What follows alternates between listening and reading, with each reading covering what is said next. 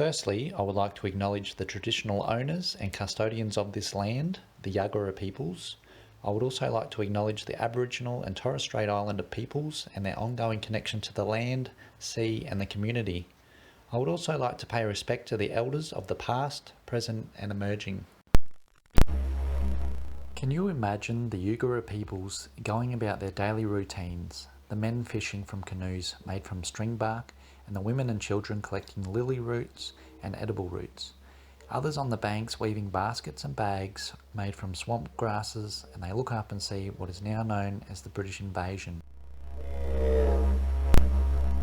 Research suggests that the name Woolloongabba means whirling water or fight talk place. Amongst the streets of Woolloongabba, I found a number of services for Aboriginal and Torres Strait Islander peoples.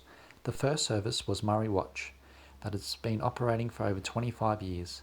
As we know from the First Peoples and Social Justice Studies, First Nationals Australians have the highest rate of incarceration of any group that measures incarceration around the world. Murray Watch offers a range of services to try to address and improve this unfortunate statistic.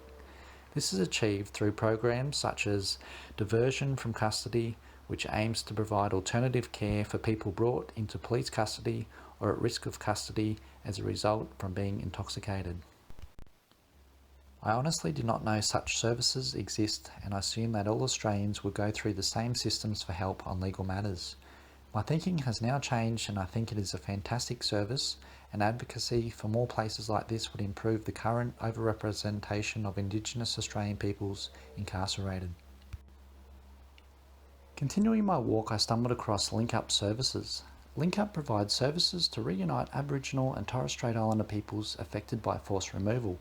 Link Up are for the stolen generations, individuals, families and communities who no longer have connection with their heritage after being separated under past Australian government policies. I have discovered a common theme that runs through the Australian history, and that is, since colonisation, the Australian government in charge have always thought that they were improving First Nations peoples, structures and communities with mostly neoliberal views, when in fact it has caused many injustices. I can now appreciate why some First Nations peoples do find themselves with learned helplessness, because even to this day, the current state and federal Indigenous policy continues to be based on assimilation rather than self-determination. My final stop, and what I found very intriguing, was Musgrave Park. This park has been identified as having strong Indigenous Australian links for holiday feasts, ceremonies and dispute resolutions. Each year the park also hosts the National Aboriginal and Islander Day of celebration. I did believe this park had importance to the First Nations peoples because of the many thought-provoking signs and artwork found at the park. Also, there was a large number of Indigenous Australian representation at the park. The values of the First Nations people seem to be understood by the government in this instance, because the Brisbane City Council allocated a part of the park for establishment of the Indigenous Cultural Centre. Even though I had driven past the park many times, I did not realise how important this place is to the First Nations peoples. Perhaps this is because I've been caught up in the fast-paced, westernised lifestyle of getting from point A to point B as fast as possible without exploring certain places.